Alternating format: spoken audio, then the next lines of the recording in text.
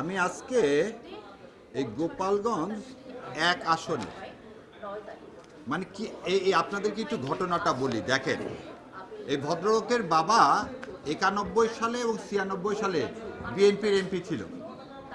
উনি গত 3বার, আমি একদম ছবি দিয়ে দেখাই দিই আপনাদেরকে, দেখেন নৌকার বিপক্ষে উনি জগ মার্কা নিয়ে জিতছেন।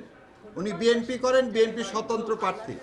এই বিএনপি স্বতন্ত্র প্রার্থী তাকে কোনোভাবে ভোটে দাঁড়াতে দিবেন না। কি আসছে জানেন তার বিরুদ্ধে অভিযোগ? এই ভদ্র মহিলা উনি স্বাক্ষর করছেন আর ওখানে লিখে দিচ্ছেন যে উনি স্বাক্ষর করেননি। এই দেখেন, এর পাতা দেখাচ্ছি আমি, ধরো চেহারা দেখা লাগবে না রে। বলছে 1500 নম্বরে এই ভদ্র মহিলা, এদিকে আসেন, এই ভদ্র মহিলা স্বাক্ষর করেনি, দেখেন স্বাক্ষর করছে। এবং আরো কি অবাক ব্যাপার, এই মামলায় আপনার প্রিজাইডিং অফিসার বলছে সবারটা ঠিক, একজনেরটা ঠিক না। আজকে হিয়ারিং করার সময় বিএনপির প্রার্থী এসে অপোজিশন দেয় তার স্বতন্ত্র বিএনপি প্রার্থী যাতে ইলেকশন করতে না পারে। সেজন্য আপনাদের মাধ্যমে বলতেছি সারা দেশবাসীকে, ভোট হচ্ছে একটা আমানত, এবং এইভাবে বিএনপির স্বতন্ত্র প্রার্থীদেরকে এইভাবে ভোট করতে না দেওয়া, এই কনস্পিরেসি, এই ইলেকশন ইঞ্জিনিয়ারিং চলবে না। এই ইলেকশন ইঞ্জিনিয়ারিং করে আর যাই হোক বিএনপি লাভবান হবে না। ধন্যবাদ আপনাদের সবাইকে।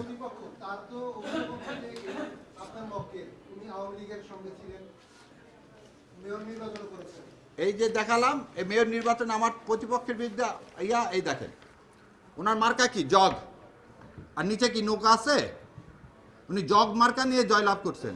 2009 সালে উনি ছিলেন ভাইস চেয়ারম্যান, বিএনপির পদপ্রার্থী। তাহলে আপনি এই লোকটাকে যে মগ নিয়ে জিতলো নৌকার বিপক্ষে, আমি বলে দিচ্ছি আপনাদেরকে, নওগাঁ সদর পৌরসভায় সনি এবারে নির্বাচিত বিএনপির মনোনীত ক্যান্ডিডেট, সেও তো মেয়র নির্বাচন হয়েছে। তাহলে সে আওয়ামী লীগ?